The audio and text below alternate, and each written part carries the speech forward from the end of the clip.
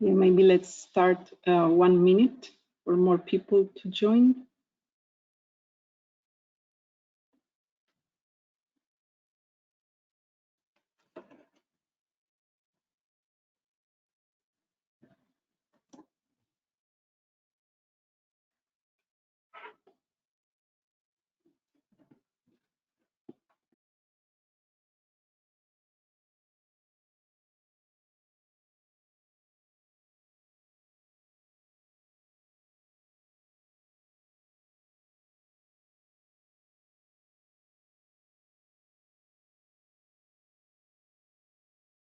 Okay, so it's 10:31. I think we can start. Good morning and welcome everyone. Thank you for joining us today. We are excited to have so many participants and more that keep joining. We hope this webinar will be an opportunity for you to learn more about the Innowwide program, about the second call, and also to solve some questions you may have. My name is Isabel de Vera. I work in the Innowwide team at Eureka, and together with my colleague Julio de Santis, we will be presenting in this webinar. I would also like to take a moment to thank and to welcome our guest speakers, Ahmet Rasim Demirtas from Accurate in Turkey. Hello, Ahmet. And Linda van den Hurk from Spirit Solar Lighting in the Netherlands. Their projects were selected for funding in the first Innowwide call, and they will tell us their experience preparing and submitting an Innowwide application for the first call. And we also give some practical tips that you can use if you are thinking of applying to the second call that will open very soon. So thank you, Ahmet and Linda, for taking the time to be with us and to share your experience. I should be able to move the slide now.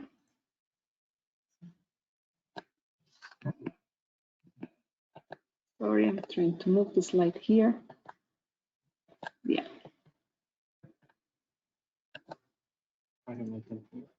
Okay, or I can move it from here. Yes, so we will start with some practicalities. So this webinar will be recorded and your microphone has been muted. We will take some questions at the end of the webinar. You can type your questions in the question box, and we will try to answer as many as possible during the Q&A session.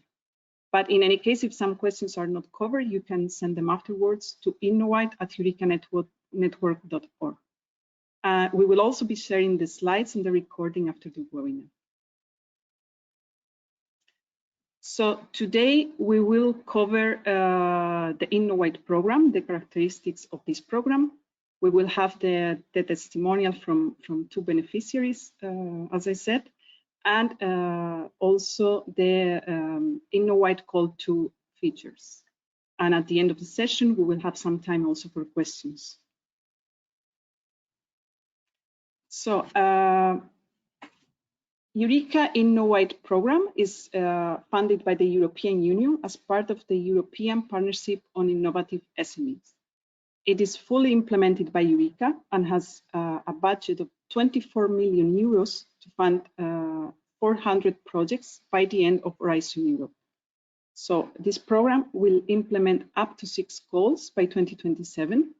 The first call was launched last year, 2022, and it funded 50 projects. This first call had a focus on Africa, and half of those projects were with a counterpart in an African country. The second call will open next week, and it will fund 70 projects. Julio will tell us more about this call in a bit.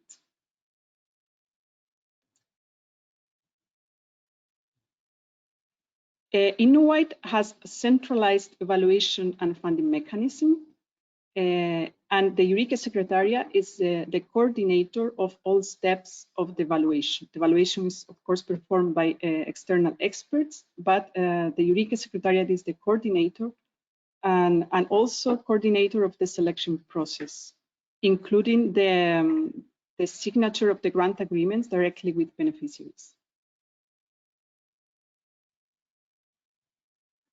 The objective of Innowwide, the main purpose of this program, is for innovative SMEs to access new markets. So Innowwide helps forming cross-continental R&D or business partnership for the innovative SMEs to check whether your product, process, or service market combination can be commercialized in a new market for you. It does so by funding the so-called market feasibility projects, which are preliminary technical, market, legal, and socioeconomic assessments to validate the feasibility of your innovative solution in a new market for you. But a market feasibility project may also lead to a future R&D project with local counterparts in your target country. This project can be, for example, to adapt your solution to that market. So market feasibility projects are not unilateral. You need to have a counterpart in your target country, and are also not exclusively business trips, matchmaking events, or promotional activities. Each market feasibility project must last 6 months. These are short projects. You must have a pilot market, that target country where you want to bring your innovative solution in cooperation with a counterpart. And your project must also include a variety of technical, market, and also may include promotion activities. But before you apply, you need to do some preliminary work. So first, you need to choose a target market outside Europe, the market where you want to go. You need to find a local partner which will act as a main subcontractor for the implementation of your project, and that can collaborate with you. For example, they can provide research or technological support, but they can also provide legal advice, brokerage, etc. The main subcontractor can be any type of organization. It can be a university, a research center, it can be an SME, self-employed.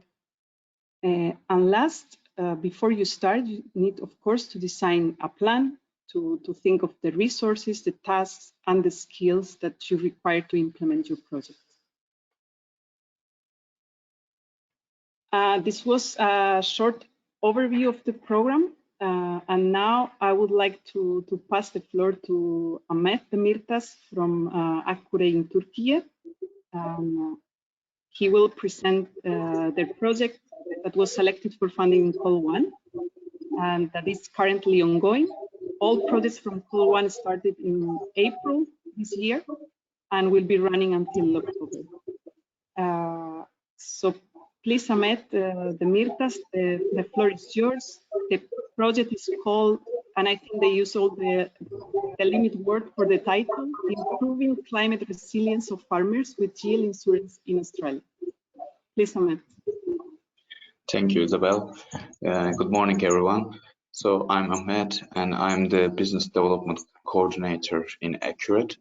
As Isabel mentioned, we have applied to do Innowwide Call during last November through a project, actually a market feasibility project focusing in Australia.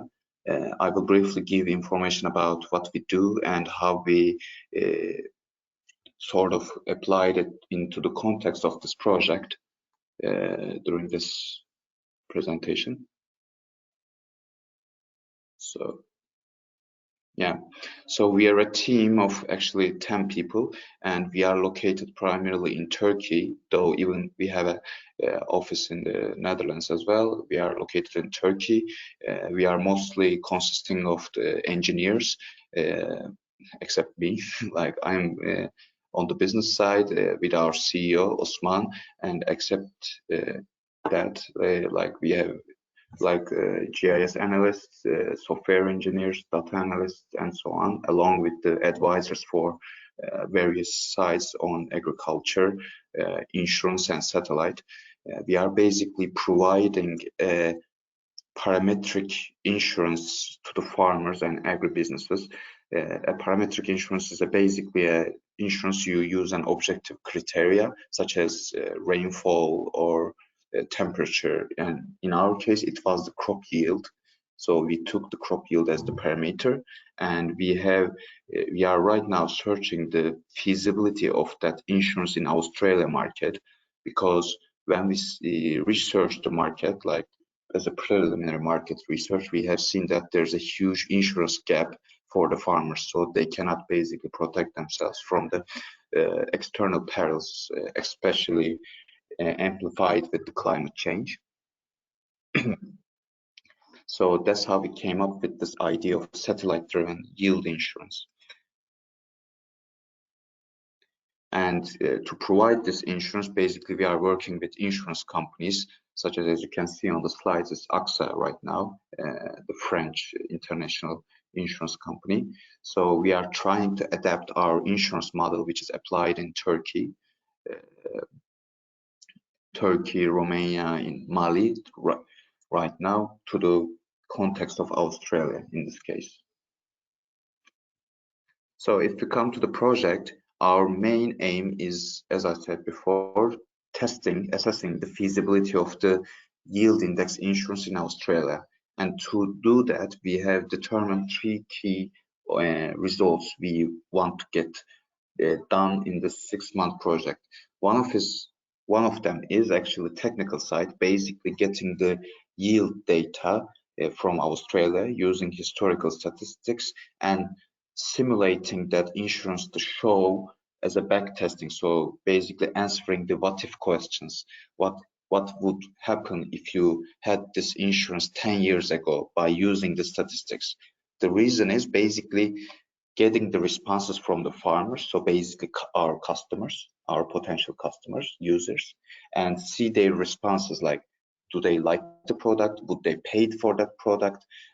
How much they would pay for that product? So the key questions to basically position the product according to that market. And the second thing is basically representing the legal side. So even though we can get positive results from our commercial research, we should answer that this product complies with the Australian insurance rules. And the second thing is, like, our insurance partner, AXA, will accept to offer that insurance in Australia. Because as you know, key point of insurance is when something bad happens, somebody needs to pay for it. And since we are acting as a sort of intermediary between the customers and the insurers, who has the money at the end and who's going to pay at the end, so we need to get the legal compliance for it. And the third thing is basically a combination of them, like basically legal, technical, and commercial research to determine a go-to-market strategies, because our goal is basically offering this insurance next year, April 2024, in Australian market, because that's when the crop season starts in Australia. And to do that project, we are basically partnering with a local firm called as Data Farming. They are using a satellites to basically offer crop advices and analytics to the farmers, and they are representing right now nearly 40% of all wheat farmers in Australia. So they can be a very strong distribution partner, value-adding partner, since they have connections with the partners. And that's why we have chosen them. How we found them, I can explain it maybe later in the question part as well. So our project, 6-month project, is basically grouped into 4 work packages. One of them is insurance training program, basically training the data farming, and through them the farmers about what we offer, basically, because the farmers doesn't know the product. Even our partner doesn't know too much about the insurance, so we need to educate them, basically. So it's the first package, which is actually still running at the moment as well. The second part is basically legal compliance part, basically getting the approval from the AXA about this insurance can be offered in Australia, complied with all the national rules and regulations. And the third part is where actually I am mostly running, is like market research. So it's basically determining the distributors, potential market size, and a macro analysis through PESTEL. So what are the main factors there which can affect our business? And the last part is, and a highly important part for the insurance, is basically determining how much our customers, farmers, will pay for that insurance, because the price is usually the number one determinant for the insurance purchase decision, as we see both in Australia and also around the world. And some few notes, let's say humble advices for the application process. Start early. Like, I know it can sometimes sounds a bit cheesy or like too common, but really, like, we started exactly, I guess, on at the beginning of October, and the application was on November. First or second week was the deadline. But the key point in here is that if you have a partner in mind already, 1 month is enough.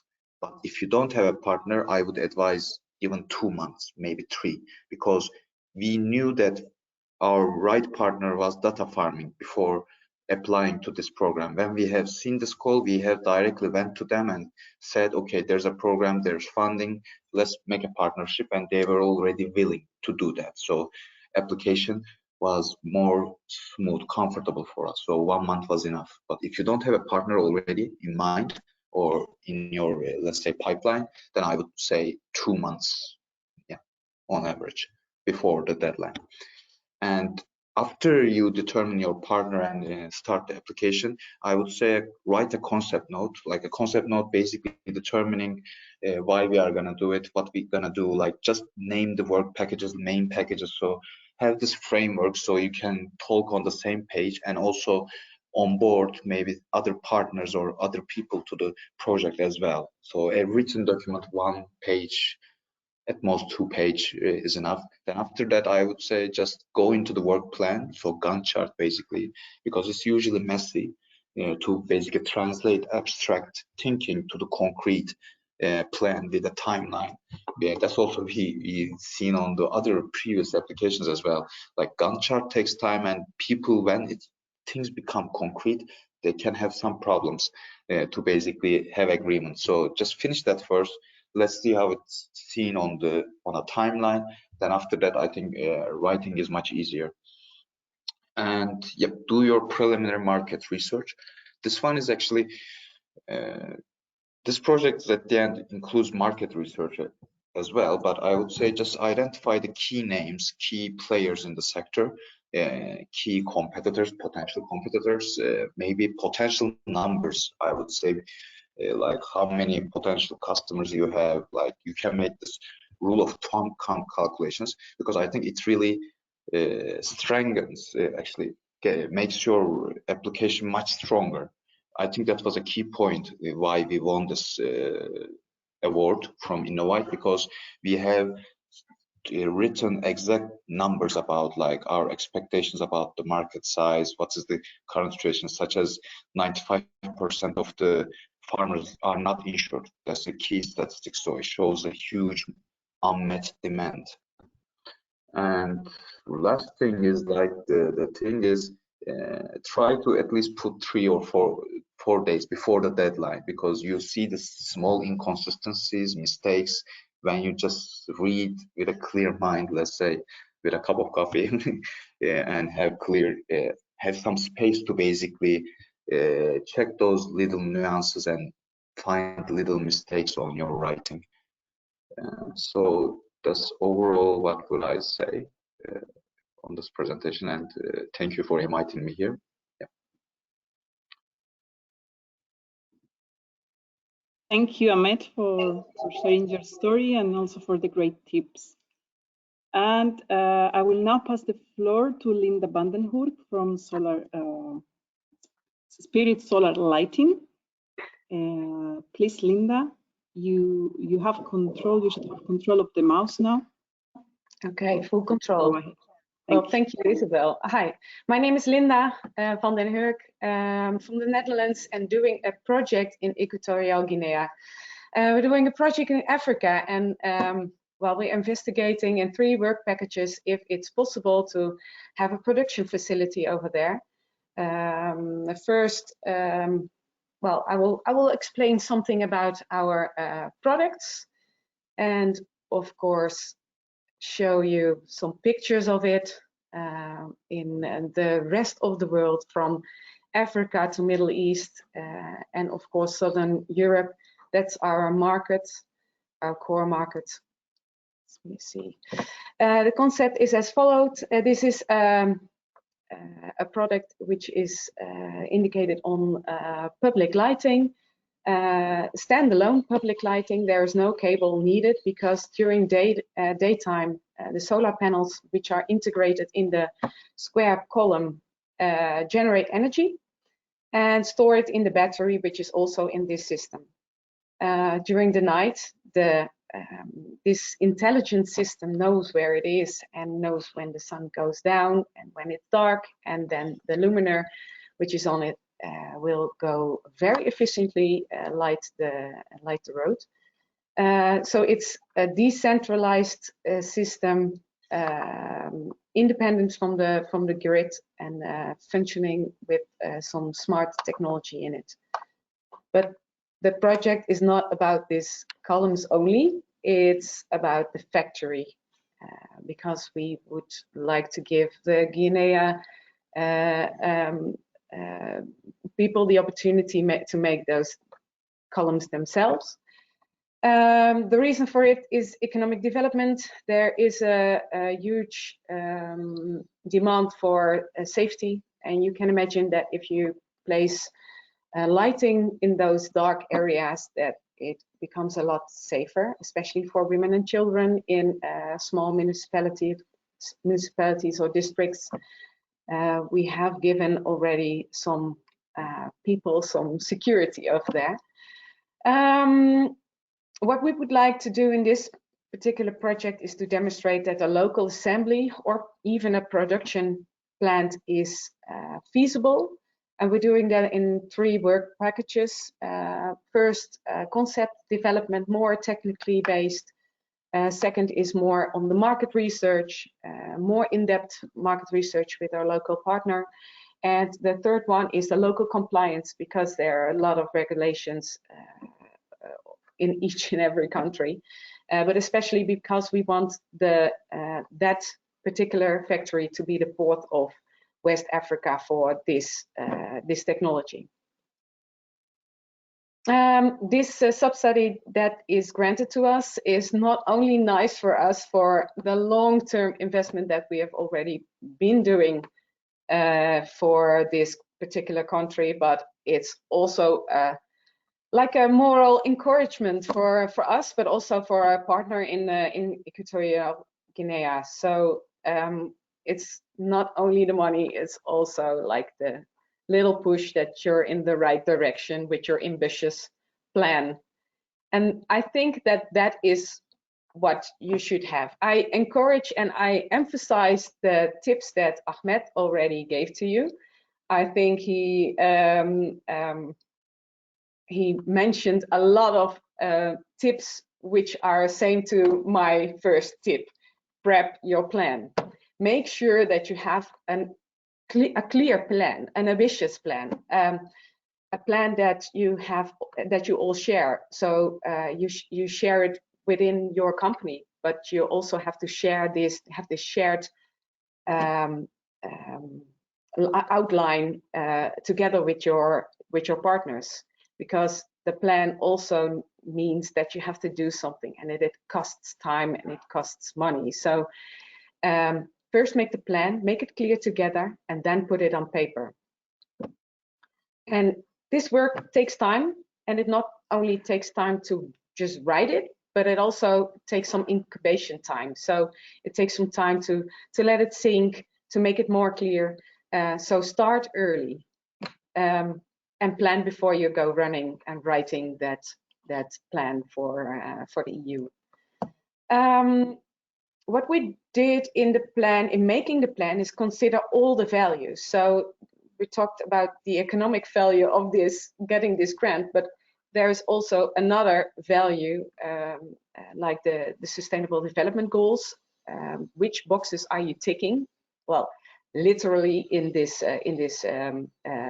application form, but also just show what your extra added value is if you do this project and if you succeed in this project for all the stakeholders. So not only for you as a company, but also for your partner company.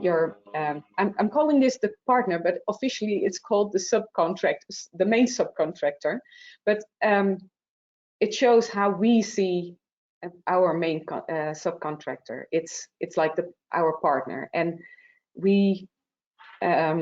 I think we've written in our application as well what we foresee for our partner in this project and what it could mean for him, but also for the EU. What is in it for the EU? Well, there is some extra export, of course, but what else? What are the other extra values? And then you can go back to the Sustainable Development Goals, of course.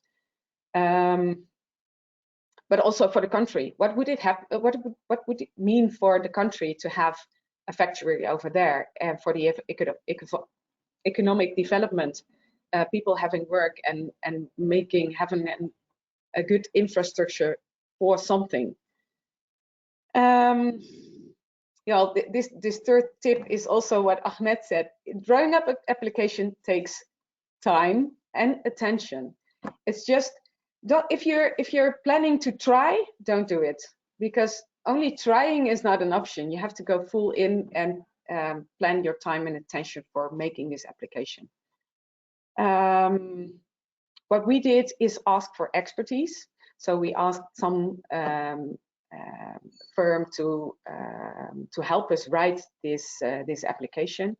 If needed, I heard from the Dutch government that they have expertise in their department as well. So ask for experts to review your paper on time, of course, not like for the last 2 days, but ask experts to write and help you make this application. And something that scared me away from writing an application always is like all the forms that you have to fill in, or all the complex work with the EU platform systems or anything like that. Well, I can tell you that the Smart Simple platform that they are using in this specific application worked pretty smoothly for us, but also, and that was maybe my main hesitation, it also helped. It was pretty easy and simple for our partner in Africa. I think that shouldn't scare you away this time. It's the plan that is the hard work. It's not about the forms anymore. Well, this was my complete, my complete 10 minutes, I believe. If there are any questions, you can save them, right, Isabel? Yes, thanks a lot, Linda. And in fact, there are already some questions coming in directed to you, but we can take them later during the Q&A session. Thanks a lot. That was very helpful as well. And now I would like to pass the floor to Julio, my colleague. He will give more details about this second call, which is about to open. So please, Julio, the floor is yours. Thank you.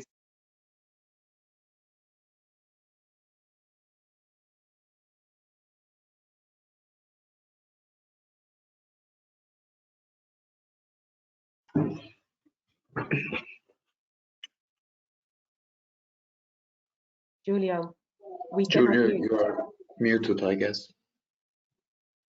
Sorry. Oh, yeah. Sorry. I will speak first. Well, the second call, as I was saying, will open next week. So it's opening on the 25th of July and will stay open just shy of 3 months. So closing on the 17th of October. So you have all the time to apply, and after that date, it will not be possible anymore. Whereas in call one, we had a geographic focus. So with 25 projects funded in Africa and 50 projects funded in total. In call two, we're going to fund 70 projects, and there will be no geographic nor thematic focus. However, Innowwide is still a program for cross-continental cooperation. So you will have still to choose a target country in another continent.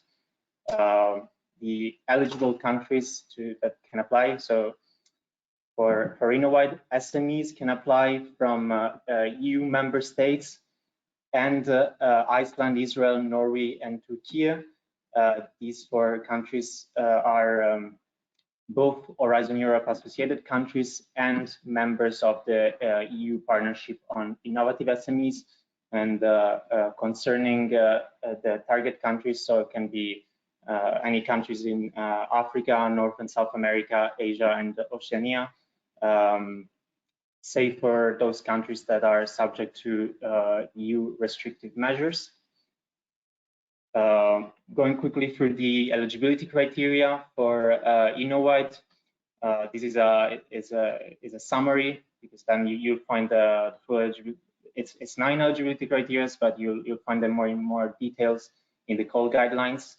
But quickly, the application must be complete, including your subcontractor commitment form.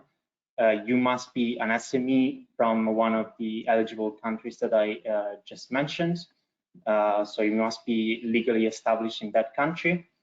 You must have a subcontractor in the establishing the target country that in the new market that you want to explore, and it has to be independent from you. Then your application has to be an exclusive focus on civil application, meaning that it cannot have a military focus. You must not be bankrupt or undertaking in difficulties. The duration of the projects is always 6 months, and the minimum total eligible project cost is 86,000 euros. This is because the Innowwide gives out it's funding 60,000 euros per project, and to a maximum of 70% of the project cost covered. So this makes it so that 86,000 euros is the minimum total cost. And an important part of the Innowwide program is that you have a subcontractor and you are collaborating with someone in the target country, so you have to subcontract some part of the cost, and you have to include a combination of activities. So talking about the eligible activities in Innowwide, this is just a summary of them. You can find a detailed list then in the call guidelines, but basically you will have to include activities from these first 3 categories. So co-creation and technology update preparatory work, which is basically your activities relating to your solution and how it will adapt to the new market. So it can be co-creation, frugal innovation, or IP environment analysis. Then there's the market research that can include studies. This is activities related to the market itself and if it's suited for your solution. And then compliance verification, it's all administrative and legal verification. And then if they are limited and justifiable within your project, you can include their eligible business prospection trips and promotional activities. So talking about applying, all the practical steps that you will have to take to apply will be done on our Smart Simple platform, which you can find at eureka.smartsimple.ie. As Ahmet and Linda were saying, it takes some time. Previous Innowwide participants estimated between 40 and 80 hours to complete a project application. However, clearly, if you plan it in advance, is way smoother, and then the application on the platform itself is not that time consuming, as long as you have your plan in mind. But practically, you will have to register or log in if you already have an account on eureka.smartcipol.ie. You have to complete the application form, is in English, and on the application form, your subcontractor will also have to take some actions. There on the platform itself is where you will have to invite your subcontractor to manually accept the terms setting the commitments and declaration of honor. They will see your project summary, so they will have to accept to be part of the project. Then you will have to upload your work plan, and we are in PDF, and we are providing a template. And then also all the submission process is on the platform. But regarding the platform, you will have more information on how to use it through the platform guidelines and video that will come out shortly in the upcoming days. Talking about the evaluation and results. So as soon as you submit your application, it will pass through an eligibility check. So all the applications will be checked against the criteria that I mentioned before. And if the application is eligible, it will pass through the remote evaluation stage. Here it will be evaluated by 3 remote experts and against 3 evaluation criteria: excellence, impact, and quality and efficiency of implementation. That it will be given a score out of 100. Then the top 105 applications will progress to an independent evaluation panel and through the ethics experts that will rank these proposals and assess if they are ethically compliant. And finally, final ranking list will be published, including a reserve list. And after the evaluation phase and before the publication of the ranking list, each applicant will be sent on single evaluation report with comments and scores for each evaluation criteria.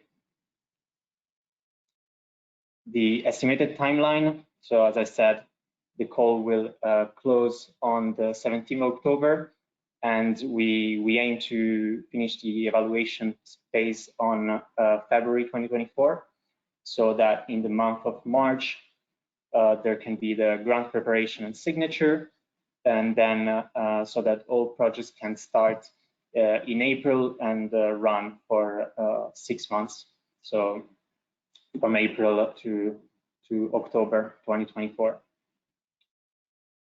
Regarding the funding, so Innowwide is a mono-beneficiary program. Therefore, the applicant, the beneficiary, is the only one receiving the grant, and this means that they are responsible for subcontracting a part of the costs to their local counterpart.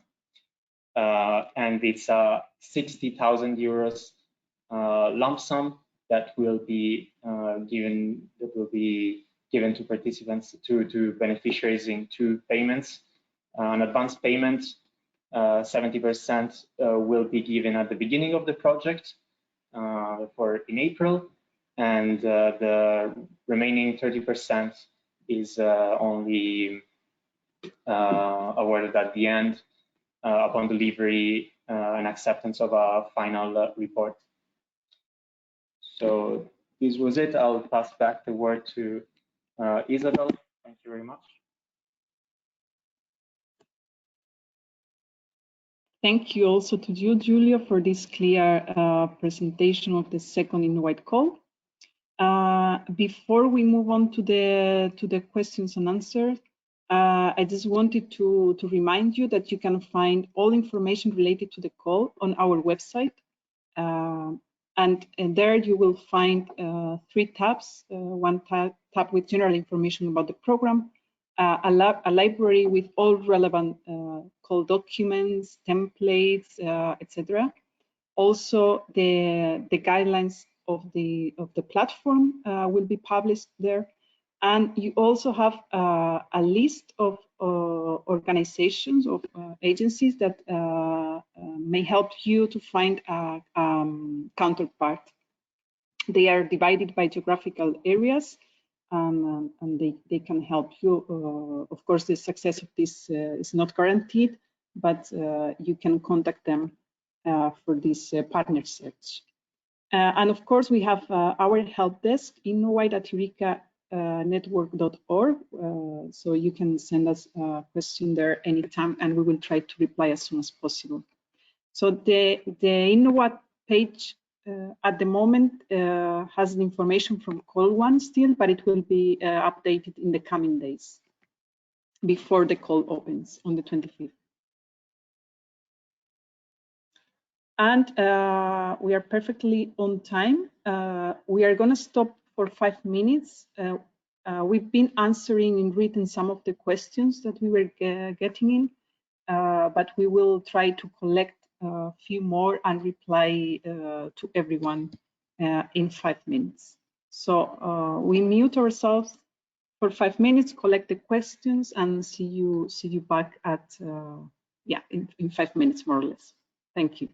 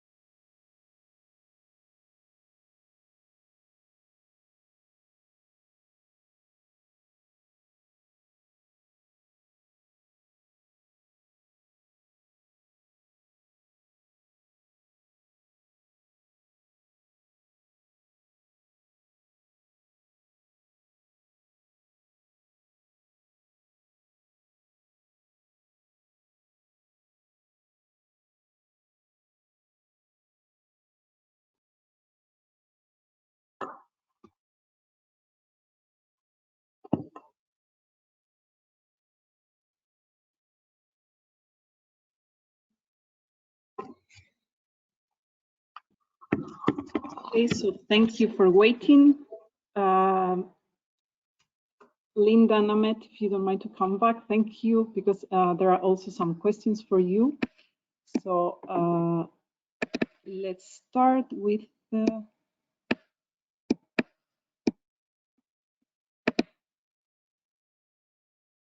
one question for Linda. Only the assembly of the columns for public lighting will be made in Africa?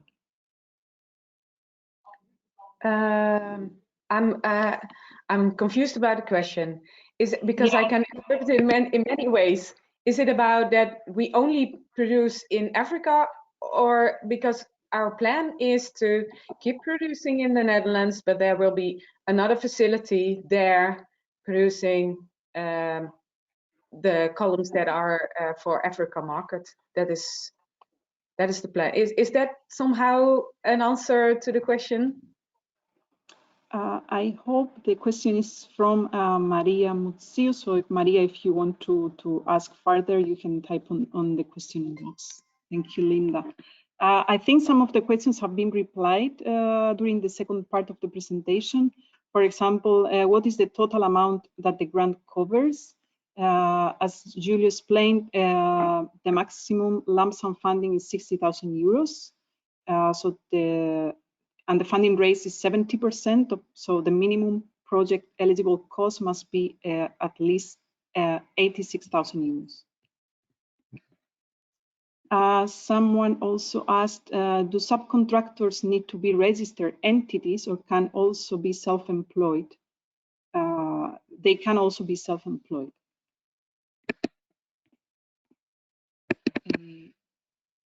I move on. Yeah, another question for Linda and Ahmed. It's, I believe one of you used a consultancy to write the application and the other one did it directly with in-house resources. Was it possible to apply without spending money on consultants? Well, on my case, yes. Like we made our own. Yeah. If I'm not mistaken, that was the case for Linda as well. Yeah, we asked help from experts, so we asked a consultancy to ride along with us. But it's like I explained, you need a lot of time and attention for this, and I have other work to do as well. So that's the choice, and I trust these people from the consultancy we're working a lot with. So they know me. We have one word and that's enough. So that's why I asked him again to help me, to support me with this. Mm-hmm. But it's doable without. You can do it yourself. Thanks. And another question for Linda and Ahmed is, what kind of local partners have you collaborated with? Linda, you can go first. Yeah, it's a local partner with ambition. It's an SME who is willing to set up the factory in the end. Who will be the local owner of that factory? And for our case, it's a firm, it's a technology firm, agricultural technology firm, which already has a huge farmer client base with its own product. But we can complement that product with our own insurance. So they provide analytics, but through analytics, they can sell insurance with their web platform. So we see them as a sort of distribution partner after the project, and on their side they can use it as a marketing tool, PR, because insurance is a strong value for the farmers. And in our case, as you know, like we are located in Turkey, Europe basically, but customers are in Australia, so you need that sort of local contact point for the farmers, especially in agriculture, because those local relationships are important. Thank you, Bob. Next question is, I can take this one. When is the decision going to be made, and when can the budget be expected to be available for the SME? It is crucial for coming up with the right action plan. Yes, so as Julius showed in this estimated timeline, the aim is to sign the grants 5 months after the call deadline. So you can expect more or less the evaluation results in February, and then there is some time to gather the documents for signature of the grant agreement, and only once the grant agreement is signed, the first payment is released. So you could expect it end of March or beginning of April, which is the estimated starting date for the projects. Next question is, what means subcontracting costs above €0? Yeah, so we said that the collaboration with the main subcontractor is very important, and you cannot submit a budget for your project without allocating any budget to the subcontractor. So you need to allocate a reasonable budget to your main subcontractor.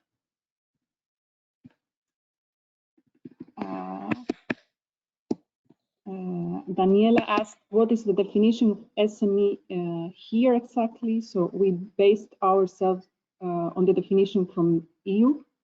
So you will find in the guidelines also the link to these EU guidelines on SME definition, which basically established a number for staff headcount, turnover, balance sheet. When should we start the project? Can we report costs of previously incurred costs related to the project? Well, the reply is no. So only the costs that are incurred during the project lifetime, so during those 6 months, are eligible. And the project should start right after the grant agreements are signed. So the starting date of the project is stated in the grant agreement. And also, when you will be filling in your application form, you will be asked to fill in a Gantt chart with an estimated starting date, 1st April 2024.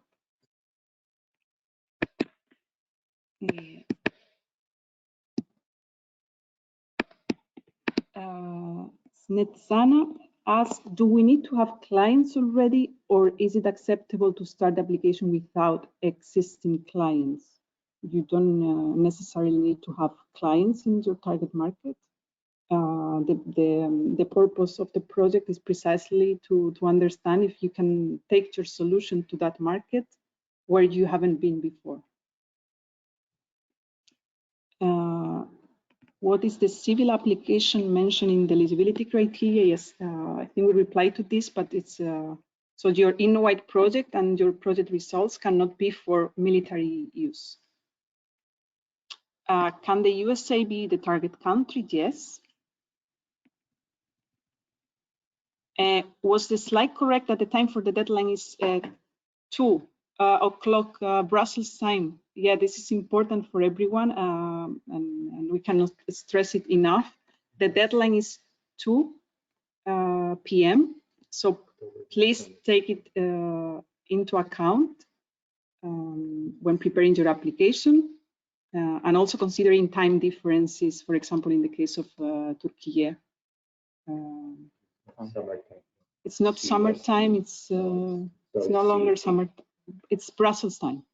Yeah. It's easier. There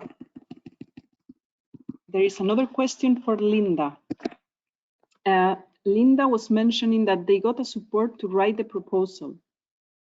Could she share the name of the consultancy company? Again, it's but I think they made it themselves, Linda. You say it already. No, we have a consultancy, but it's a Dutch consultancy company, which it feels weird to make this advertising, but which name is Holland Partners. Thank you, Linda. Also, there was a question, what was the success rate in the previous call? It was around 20% overall. But then there was a difference, of course, because there was a focus on Africa the success rate was different in the list with Africa and in the list with the rest of the world. And we have estimated to receive for call 2 between, it's difficult to estimate, but between 400 and 600 applications.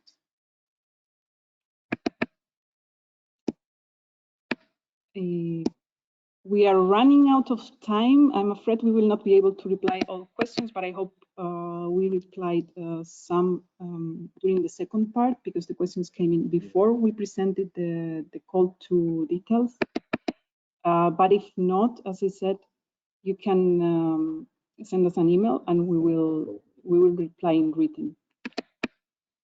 I don't know if I can take one more before we stop.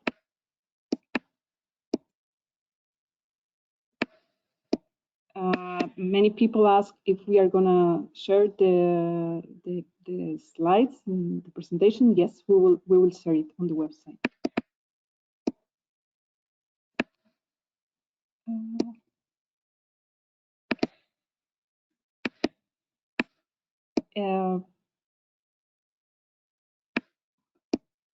Yeah, I see there are very similar questions, like also about the eligible costs. So you have subcontracting, purchase costs. I'm missing one category. Resources, personnel, thank you, George. And indirect costs, which are calculated automatically in the budget as 20% of all direct costs, excluding subcontracting.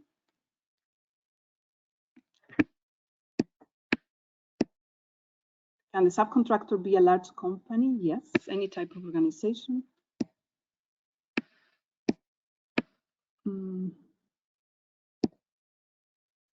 Yes, and I'm so sorry we cannot reply to all the questions because we are reaching the time to finish the webinar.